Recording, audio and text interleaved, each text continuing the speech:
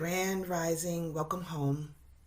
There is in this place the possibility of healing, of repair, of making things right with ourselves, between us and the wider world.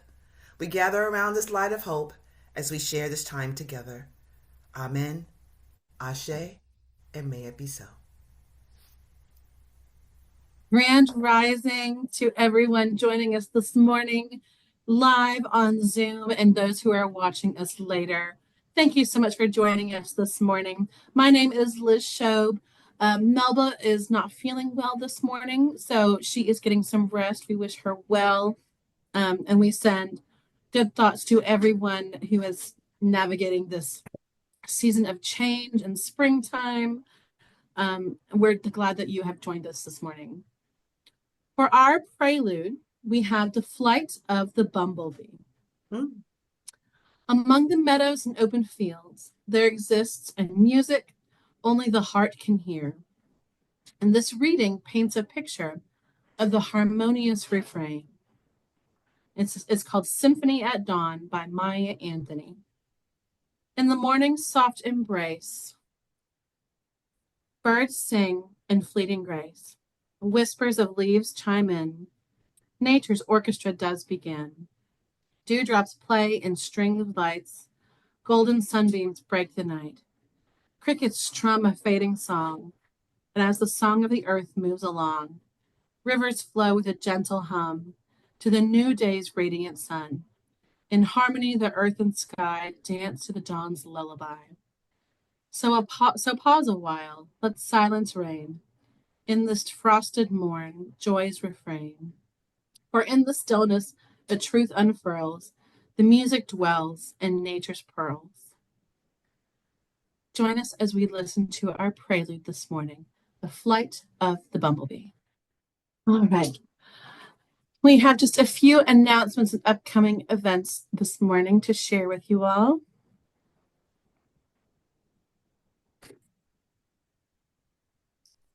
Next Sunday, April 6th, here at Wedgewood, our very own Melba Evans will be sharing the message of empathy is our superpower. And our Wedgewood Social Justice Book Club meets again this coming week. We are rocking and rolling, and we will be discussing through Chapter 5 of the book, The Tyranny of Merit, Can We Find the Common Good by Michael J. Sandel. Join us. We'd love to have you. And our Wedgewood monthly meetup is next week at Hawthorne Pizza on Tuesday, April 8th at 6:30 p.m. There's a few locations, so we're going to be meeting at the one on Old Post Road, Suite 101. And we hope that you join us. And we have our film series coming up very soon. Instead of having our regular Sunday service, on April 13th, we encourage everyone to join us at VisArt Video for a screening of the documentary God and Country. It is a powerful documentary that examines the rise of Christian nationalism and the impacts that it has had on our Constitution, our Republic, and how it distorts Christianity itself. We're going to have a great discussion with a guest leading the discussion afterwards. We hope that you join us, and we hope that you can help us spread the word as well. We have information on our Facebook page about the event, as well as our website and in our newsletter. So please help spread the word. We're hoping to pack the house. It is $5 a ticket at VisArt Video. I believe you can also purchase them at the door. But they'll be at VisArt Video on Eastway Drive on Sunday, April 13th at 1:30 p.m. And we hope to see you there. And save the date for homecoming. We always celebrate it the first Sunday in May. And we will be returning to Pascal's farm where we had our potluck for the holidays. We loved it so much. We wanted to go back and enjoy seeing all of their garden. We were talking about gardening earlier. They have a fabulous farm with vegetables and produce and beautiful flowers, and it's just a way to enjoy the springtime, support some local friends, and be in community. We're going to potluck style because you can't have a church get together without a potluck. So think about what you want to bring. We can't wait to see you at Pascal's farm on Sunday, May 4th for homecoming. There is a lot happening in the world right now, and it can feel very overwhelming. I know I feel overwhelmed on the daily, and have to really kind of limit the news that I take in. But one thing that I don't limit is looking at resources for ways to make my voices heard, or my voice heard in ways that, we can all make our voices heard. And one of the ways that we can all make our voices heard, and a Wedgwoodian shared this resource, and we hope to continue sharing it out, is by using 5 calls. It gives you different subjects that you can talk to your representatives about. It helps you find out who your representatives are. It gives you scripts to contact them, and you can talk to them about different things. It's a free resource. Wedgwood is not sponsored by 5 calls. Wedgwood does not sponsor 5 calls. We just think it's a really great resource. So we hope that you use it, and use it to make your voices heard, because all of our voices matter. And we do a lot at Wedgwood, but we need your support to help continue doing so. You can mail your donations to Wedgwood. You can Venmo, PayPal, or Zelle. But we need your help to support our work, and we really appreciate anything you can give.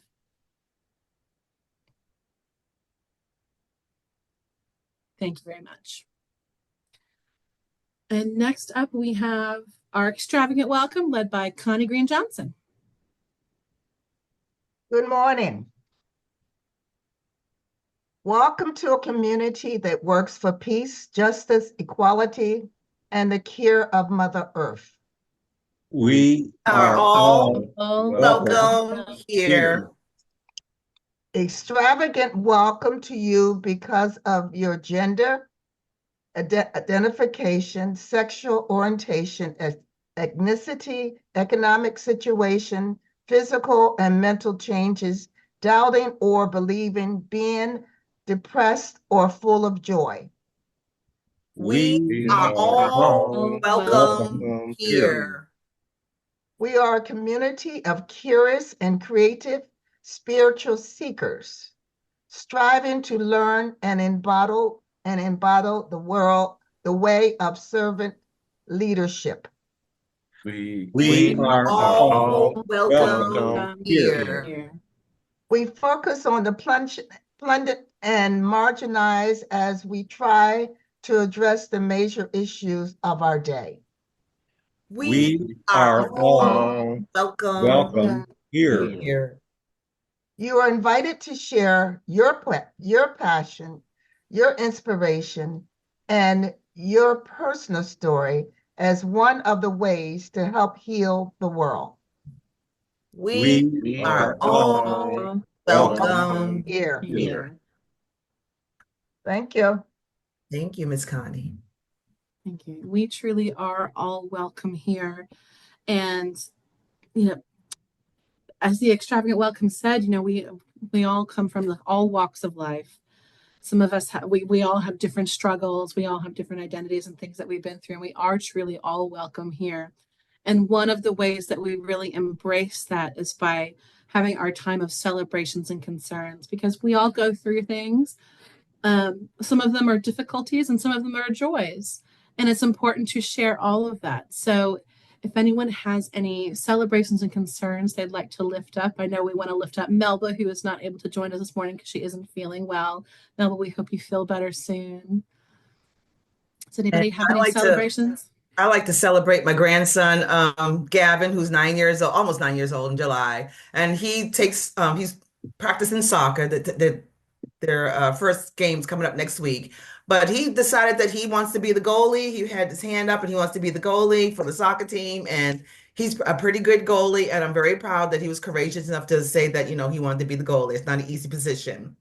And also, I want to congratulate our guest speaker, Miss Dawn Anthony, on her safe delivery of her grandbaby. We want to say, have a celebration that, when babies are born, there's always a celebration, and mom and the baby are doing well. So she's sending hearts there. So, and I guess that's it. I like to lift up, ask for prayers and thoughts for my oldest daughter. She is dealing with 2 issues: the transition of her father, which was my ex, and they will celebrate his life journey April the 5th in Savannah. Her birthday was March the 11th. I got home from Thailand March the 10th, and we were celebrating my daughter's birthday March the 11th, and we got notice that her father transitioned on the 12th. Oh, and wow. then this week, one of her best girlfriends, sorority sister in Fayetteville, transitioned in her early 50s. My So we're going to Fayetteville this week to celebrate her life. So do lift that family up in Fayetteville, but also my daughter who is going through losing her father and best Your friend. best friend. Yeah. Mm. Wow. I was sharing before the service started my love of gardening, and one of my favorite plants are hostas.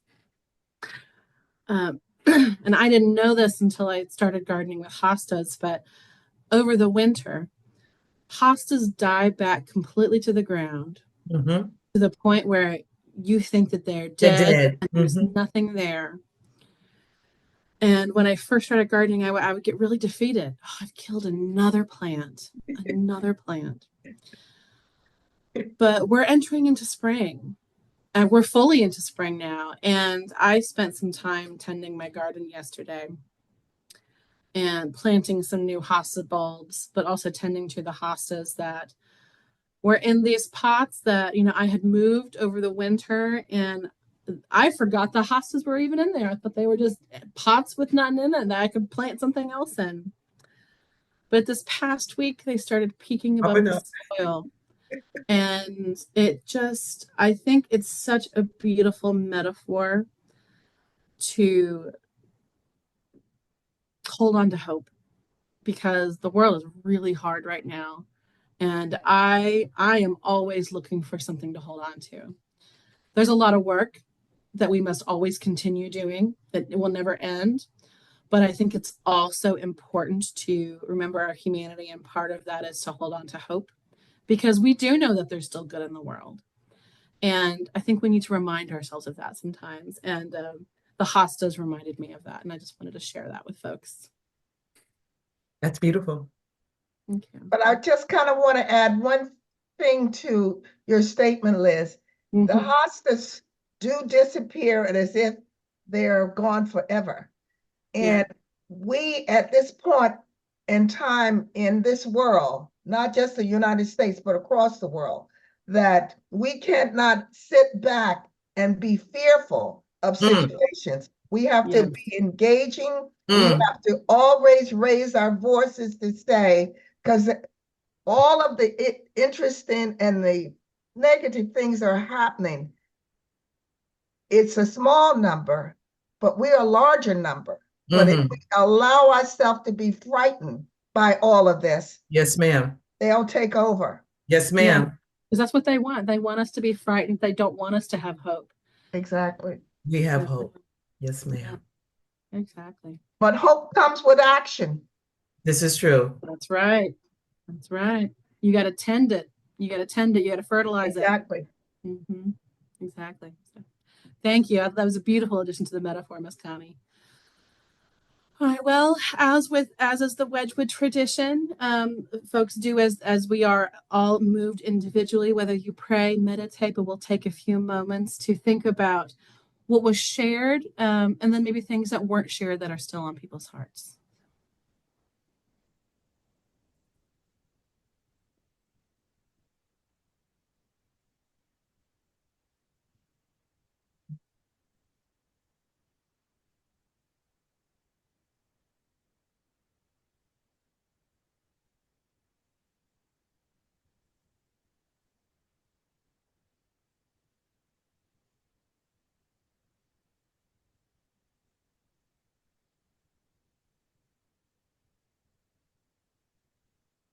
Amen. And next up, we have Ashanti, who will introduce our speaker today. Yes, it is my delight to introduce our speaker, Miss Dawn Anthony. I'm just going to read a brief part of her extensive bio.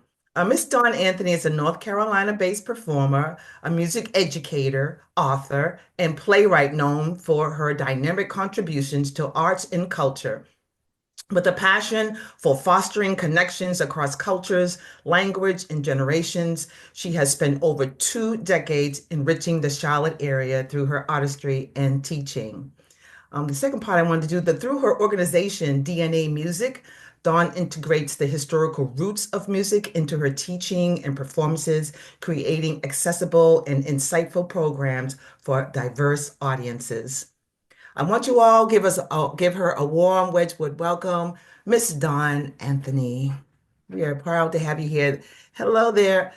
We can't hear you, honey. There Oh, you that's okay. go. I was muted for a bit. I'm at my daughter's house, and just kind of supporting her with the new birth of her child. So I'm in the guest room, and I'm thankful to be here, under the circumstances of this wonderful birth. This is her first child and my second Oh, grand. Oh, So I'm thrilled to be present this morning. And Ashanti, thank you so much for having me. I appreciate it. we appreciate you. Thank you for being here with us. Absolutely, absolutely. So I'm glad to know that I am not the only one who is avid about being in the dirt in the garden. Apart from the things that you shared, Ashanti, with us, regarding my background, is that I love also horticulture, and I've been working through horticultural therapy programming. Oh, So I'm hoping that probably in the next year, I'll have the mastery certification.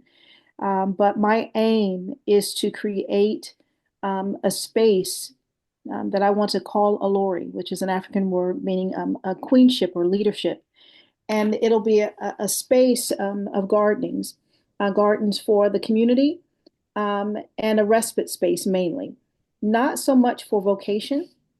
A lot of gardens are set up to teach people how to garden for the sake of vocation. My aim is to make it accessible so that people can engage with the space as passively or as actively as they desire. Maybe they just want to be present. Maybe they need to mourn. Maybe they need to heal. Maybe they just have some trauma to sort through and they just need to be present in the land. And I want to give them an opportunity to do that.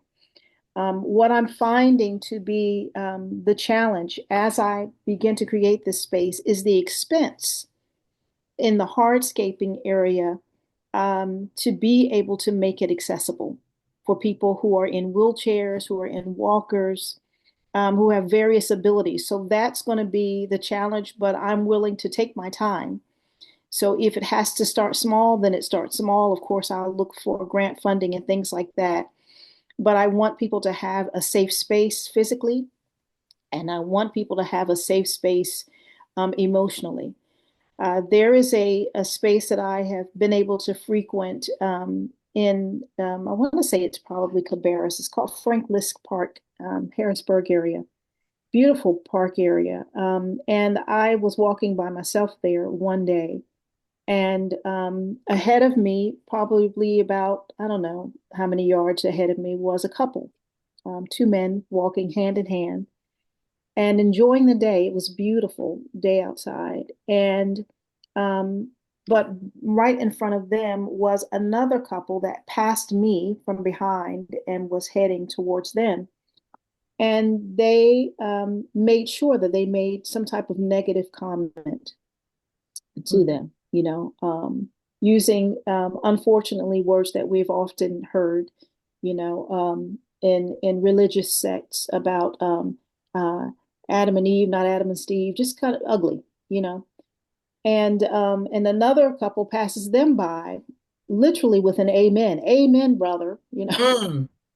mm, And I thought to myself, it grieved me, but at the same time, what it did was gave me affirmation that I was doing the right thing, because I want to create a safe place, for people who just want to be. mm. They were not bothering anyone. They were enjoying the elements in creation, just like it was intended to be enjoyed. And so I am thankful for the opportunity to begin this process. And Liz, as you were beginning to work with your hostas, and something that may seem like it may be dead, but to trust that in the planting and in the season that it seems like a dull time, that it will come to pass. And so I'm looking forward to the opportunity as I begin to start propagating in the land that I do have currently, that in time that I will be able to transplant those to the space that I need to be, to create those spaces for the people that long to be present and feel loved, whether it's a physical disability or just an emotional sanctuary to be in. So a lot of people know the musical side of me, but when I am not singing and teaching, I am gardening. I came from a family of sharecroppers. And Ashanti, you let me know if you can, as I continue on my sharing with everyone, because I will share a bit of music before I leave you today, and just keep my time the way I need to. Yes, But ma'am. I wanted to share a quick story with you. It is a story of resistance and courage when it came to a harvest time. And that was my paternal grandmother, I say my paternal great grandmother, who I never knew. Her name was Abbey. My folks migrated to the north from Georgia and North Carolina, Bertie County, in the eastern part of North Carolina, and in Georgia, near like Augusta area. Well, this particular great grandparent was a sharecropper, and she really had aims on a neighboring plot next door to what she tended. And it was not owned by the person that owned the land that she worked. And she wanted to save up money somehow to purchase that land to have her own piece. And so word got around that she wanted to purchase this neighboring land. And so the landowner began to tell the folks that would buy her harvest not to buy from her when it was harvest time, because he knew that that money that she had, that she was going to purchase that land. And out of fear, they were obedient and they did not purchase from her, but she got word that they were told not to purchase from her. So what she did was she put all of her produce on her cart, and she hitched her donkey, and she walked 3 counties over where no one knew her. And she sold that produce, and she came back and she bought that land.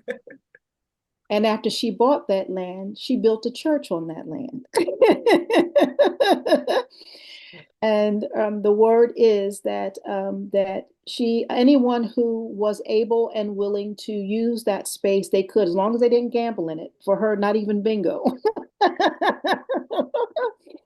That they could use that space. And so it was free to use for those who wanted to make use of it. And from what I understand, this church is still standing today. Congregations have built additions onto this building, and it is still in use today. So it is my hope that this season, sometime this spring or summer, that I will be able to visit this church that exists in Eastern North Carolina, and to see this legacy of what harvest meant, of what tenacity and resistance meant, and her faith, and that these can coexist together. And so that part of her faith was resistance, because she knew what was right. And she had an aim to do something, and she made it happen. And so it is stories like this that I think that you may have in your own families that can put fuel in our fire regarding visions that we have. And it's a vision that I'm thankful to have that story, to know what she was able to overcome to be able to do what she did. And so I hope to eventually have a space that'll be just a wonderful place to have cultural programming and gardening spaces, and a place of refuge in time. And it'll be called a Lori Garden Center, Garden and Cultural Center. That sounds beautiful. Thank you. I Um, want to be part of that. Absolutely. Well, you are Yes, all welcome. speaking my language. Yeah. Absolutely. So, as I work through the space that I currently live in now, it's very small. I mean, it's 0.23, but I am planting to the fullest of my ability. So, the place that I find will likely have no HOA and land and plenty of parking space so that people can come and we can be together and just live life. So that'll be awesome. And what else do you think you will have there? So it's like I'm picturing the Mhm. garden, and Yes, people are some sitting there, and some people are praying, some people are planting. So do you see music or area yes. with music or So song healing? my hope is that this land, what I envision is, sometimes you see in North Carolina, since we're all kind of are we all in North Carolina? Yeah, Okay. I think so. Yeah, When you go to some of the remote places, you see old sheds and yeah. barns. I hope to have land where there may be a barn on that site that can be restored that I can utilize for programming, like said, for music Oh or yeah, workshop programming, so yeah. that there's shelter in Oh times yeah, when there's, inclement weather, or yeah. that we can gather, for events. Absolutely. Oh yeah. Oh yeah, the combination of music and plants together. Oh Mhm. my God. Liz, are you Absolutely. there? Liz, Well, we're gonna have a spot. not to get too nerdy about it, but Come there on, are some Liz. really interesting studies about that show that plants really like music. Music, They yes, I read that. respond to music. Yes, and certain kinds of music, like certain what do you call it? Vibration. Frequencies or, yeah. Yeah, their frequency. Yeah. That's the word. Yes, I And read they that and the they other make their day. own music too. Yes, they do. I You know, love you may know of people in your circles and elders who would they would talk about speaking to their plants and Yes, how I how do they that. would thrive. I do Mhm. that. I talk to my home plant, my house plants every day. I do too. I Wonderful. do Thomas, were you too. about to say something? It sounds like were you about to say something, Thomas, or no? You were silent. Okay, I wanted to make sure. Okay. Okay. All Yeah. right. So let's I'm gonna reel back just a bit. So my grandmother's name is Ella May. She was born in 1919. And this is my maternal grandmother. This is the grandmother that I did know. Mhm. The grandmother that my mother's mother, Ella May, she had seven children. She had 10 children, but she would say seven living. Mm. Three were stillborn. So she would always speak life about the ones she had. So she'd say, I had 10, but seven living. Hmm. And so my mother was the fifth child, born in the fifth month in May. And she would call herself the fifth boy because she was a tomboy. She liked to rumble and tumble with the best of them. They moved to first from Georgia. They eventually went to Philadelphia, but they moved to Jersey, and then finally to Philadelphia, Germantown area. And my grandmother, as I mentioned, was born in December of 1919. And I remember sharing with a group of folks about um, 1900. And people were saddened because during the pandemic, which kind of hit in 2019, and they were trying to recover from that, and a lot of people in the congregation, some were in masks, some were not, and they were complaining about their 2019, and I wanted to share with them about another 19 that a lot of them didn't want to talk about. And I said, now I can talk about 1619, but I'm going to tell you about 1919. Mhm. 1919 was not only the year of my grandmother's birth, but it was the year of the what we call the Bloody Summer. And it was a time of terror that was wreaked havoc on Black Americans in this country by a great deal of mob of violence to their communities. And what I shared with them was that even in light of that horrendous summertime, because when I count back, if my grandmother was born in December, then her mother was carrying her during the terror of that time in the South. And that despite that time, that her parents were able to find love and to have her in the aftermath of that. And that because they made a decision to still have that child, she made a decision to have her children, and they made a decision to have me. And so, in light of the times that we're in now, Liz, and I think others talk about, I think Connie, you mentioned it too, finding those fabrics of joy that we're going to need to hold on to one another. Because in times like this is oftentimes where there are innovations that take place and incredible acts of resistance and joy that take place during this time. So already I'm excited to see what's going to be birthed in these next 4 years. Aside from the joy of my granddaughter is wonderful, but what's going to happen beyond then? During the time of my grandmother's birth, shortly thereafter, within 5 years, we have the evolution and birth of America's popular music of jazz. That was a gift to the world during that time. During the time of the 40s and 50s and 60s, we have the beauty of the Motown sound that has been birthed and has been shared all across the globe and broke barriers down. So I am curious, as we start seeing with the internet, for us to have access to one another like this, what music is going to be like, because musicians are able to share real time their music from all over the world together. It's tremendous. I don't know what new music and artistic forms are going to be co-created and collaborated in my daughter's time and beyond then. So I am excited to see what's going to happen. So with that, I'd love to share a piece of music with you. It's called Rest. This was written in the month of March of last year when I was invited to share with a group of women.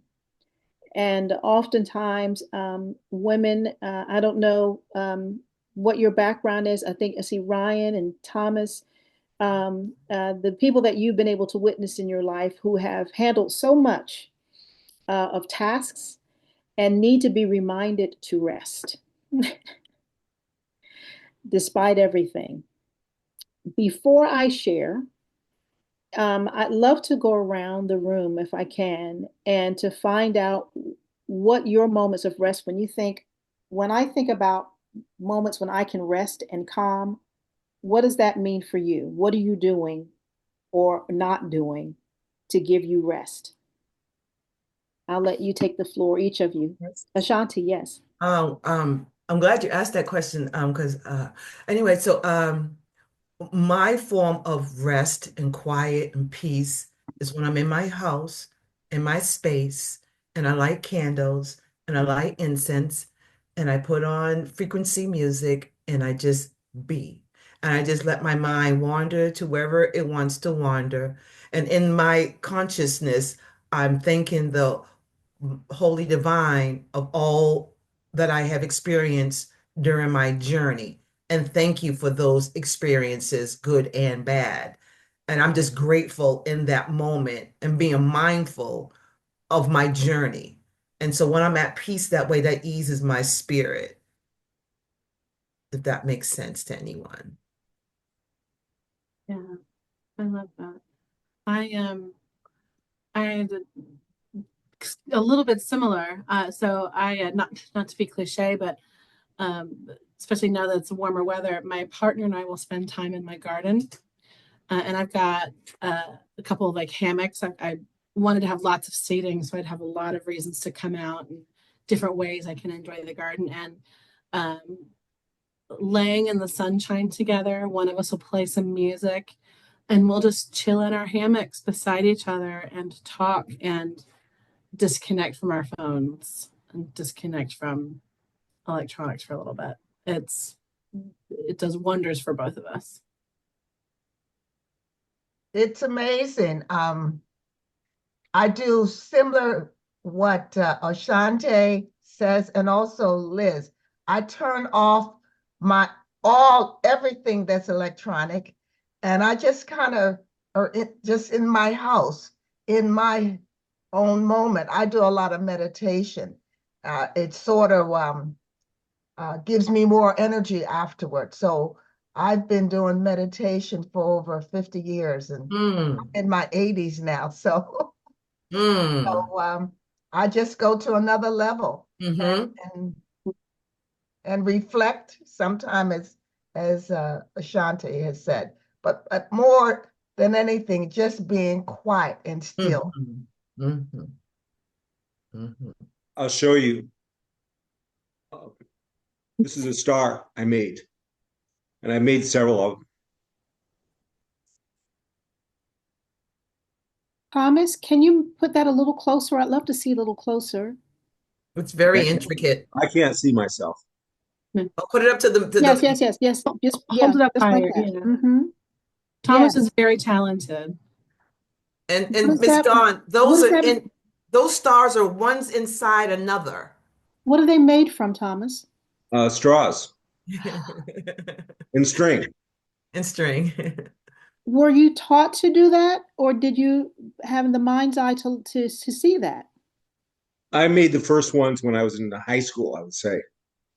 And I made a couple more in my early 20s. And then I didn't make any more until I moved to Charlotte. I didn't know that, Tom. Yeah. And on that way back and forth from Corning, New York to Charlotte, I decided I was going to make some more. How long does it take you to make them? Oh, one of the big ones be about 20 hours. Is that considered a big one or no? No, this is smaller. This is probably 4 hours. I have a big one. Oh my goodness. And they're all types of shapes. They're not just, oh my gosh. Pull yours back towards your chest, Ashanti. Yes. Wow. That's absolutely beautiful, Thomas. Oh, thank you. But it calms my mind. Yeah. I can understand how. Beautiful. Ryan, what about you?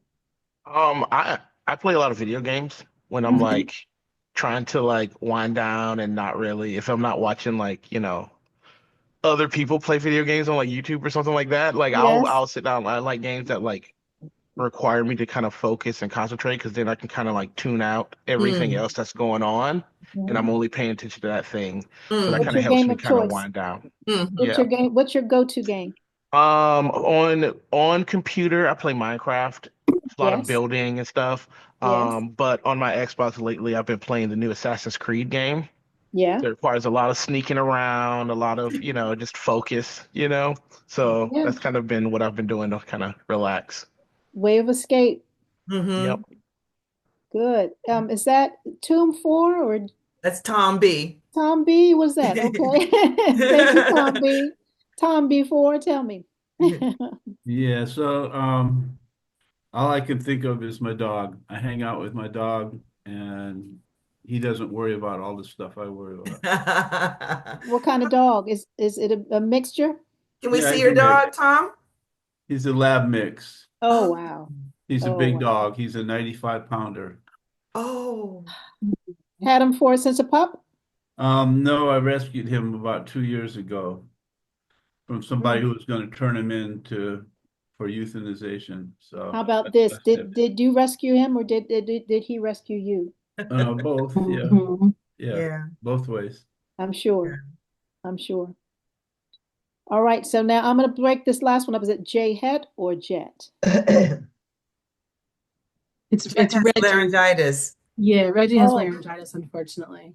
Don't speak. Let us know if you hear us with a heart. If you know how to respond with that, let us know. We're glad that you're here. Okay, I hear Yes. you. All right. We see you. We Yeah. see you. Well, I'm so glad. Well, listen, how am I doing? I'm okay, Yeah, Ashanti? you're good. Yeah. All right, very good. I'm going to pull up something really quick, and I'm not going to share my screen, but this is what I'd like to have you do. Let me pull up what I need on my side first. All right. So this particular piece is probably going to be familiar to some of you. If it's not, just take it as a new song Mhm. for others, okay?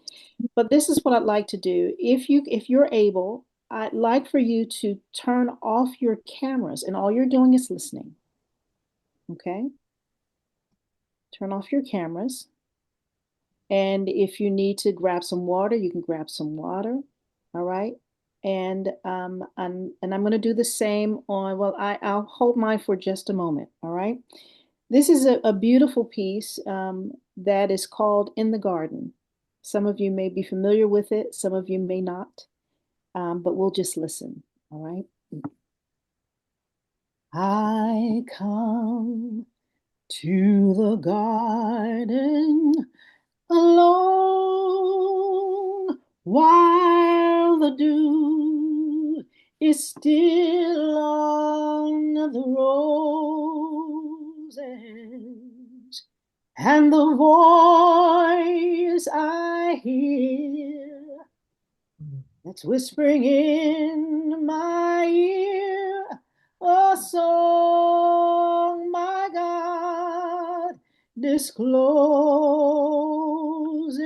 Yes, God walks with me and God talks with me and tells me I am the Lord's own,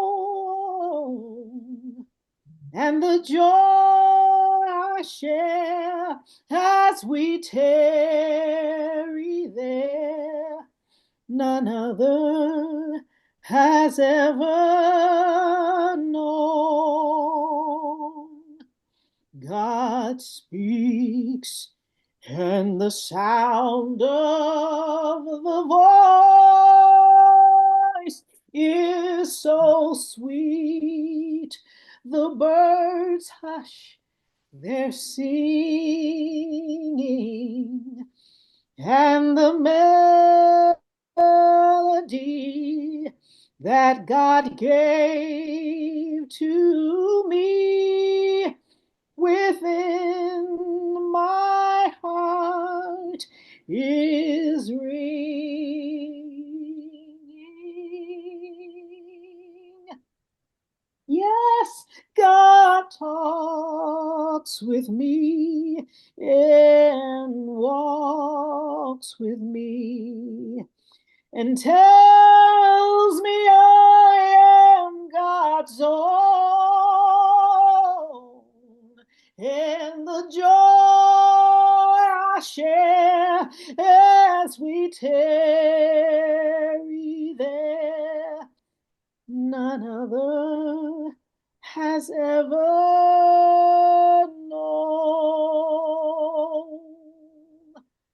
None other has ever known.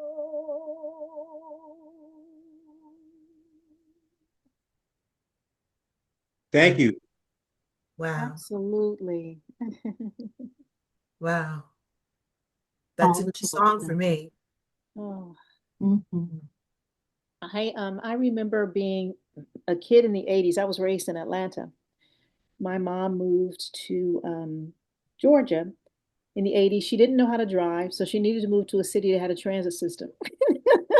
So she moved to Atlanta so she can get on the MARTA because she was used to SEPTA and the trolleys and the trains in the north. And so she moved to Atlanta in the 80s, and I remember being so afraid of all the bees and the bugs, and I was so frightened. And I remember when I had my own children, that I was determined that I loved flowers, but I didn't like what came with them. And I was determined I liked flowers so much that I was not going to let these bees hinder me anymore. And I got over myself and I Mm. realized why I needed them and why they needed me. And the more I began to toil in the soil, the more I loved it. And the more I had great times of solace and quiet time and peace and was learning through nature and growing as a person through my quiet time and planting. So, Mm. yeah. Dawn, thank you so much for being our special guest. And, Absolutely. I met you, well, I didn't meet you. I saw you at the Nile when I first got here in 2016. Maybe Hmm. it was 2017 that I saw you. And I was just in awe with it. I didn't even say anything. I just watched you and you had your hair wrapped and the band was amazing and the atmosphere was beautiful and you were beautiful and your voice was so clear. I thought your pronunciation of all the lyrics were just so clear and it resonated with me. I'm a vocalist too, if I didn't tell you. Oh, Yeah. And then years later, maybe about, I don't know, maybe last year, I saw you at the Pauline's tea apothecary. And again, you were just, and then you were up, I was closer to you there, so I was able to really feel your energy and your speaking voice. And it was just, you were just so wonderful. I just loved you. And then, time went by, and then I saw your face like sort of passing on Facebook, and it kept coming up, and I kept saying, "Why does she look familiar?" Because you didn't have your turban on and you had braids. So I saw the face. I said, "Why do I know her?" And I pass it again, and then come back. I said, "I know her." What? Then I saw your name. Then I read your bio. Then I saw you did social justice work, and that's how I got in contact with you and said, "Hey, you would be perfect for our guest." awesome. And Thank I thought you were going to talk about your music, and that's okay because what you talked about was the plants and nurturing people and your dream, and that is beautiful. Both of it together is beautiful. I love for you to come back and talk about your music and what you have done with your music and how you present it and teach in, to diverse audiences. And I would Absolutely. love for you to come back. I mean, in a Indeed. little bit, Indeed. But Will thank do. so much for your beautiful spirit. I mean, I could feel your spirit through the Zoom, and I just appreciate you. And does anyone else have any questions and please keep in touch with us. I want to help out with the garden. I really Will want to do. do something, whatever it is you need help with. I'd love to get Thank you, involved with Ashanti. that. I'll keep you posted. I will. Definitely Thank let me you. know. And where you're going to be playing, if you're going to go back to the tea house, if you're going to be there again. The next place I'll be is for Union. I'll be with the Union Symphony Orchestra on Mother's Day. It's free and open to the public, and it'll be in the heart of Monroe. So if you look up Union Symphony Orchestra, that information should be available, and it's free. And you can bring your lawn chairs and blankets and just enjoy the afternoon. Oh, I will definitely see you there, and I will bring you your flowers. Oh, thank you, sis. Does anyone else have any questions or praises or anything, Miss Dawn? Okay. Okay. All right. All Well, right. All right, I just realized I was muted. Oh, oh, I so thrilled that you came. I thought you were incredible. Um, I think you just speak the language of Wedgewood in such a beautiful yeah. way, and mm, I know that I'll speak for everyone when I know that like we want to have you back Yes. as soon as you Yeah. want to come back, we want to have you back. And I'm sure thank Melba would you. say the same thing. I'm so sorry that Melba missed out on it, but she'll look at the video later. Melba would have loved Awesome. you. Thank you, Yes. Ashanti. Thank you for just giving me a heads up and call. I really appreciate it. Morning services. Thank you. You're Love so, you so all. welcome. And I think Liz has our benediction and our Please. closeout and all of that. Thank you so much. Thank you. Let us go out into the world singing. Let Mm. us go out into the world singing songs that proclaim liberty, songs that turn sadness into gladness, songs that bind up the afflicted and those who mourn, songs that, like oaks, have roots that go deep and stand strong. Let us go out into the world singing. We all know these songs. Mm. They vibrate through time in our very souls. They are songs that give us life. They are songs that give us meaning. They are songs that give us purpose. It is our turn to take these life-giving songs out into the world. And may the world join us in praise and in celebration and in love. Go in peace.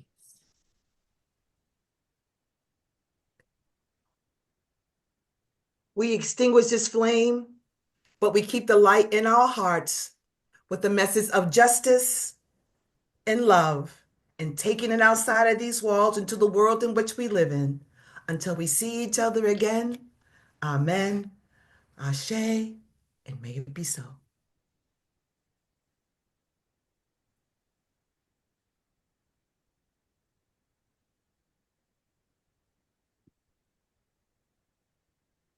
Let me do that one more time. This wasn't on.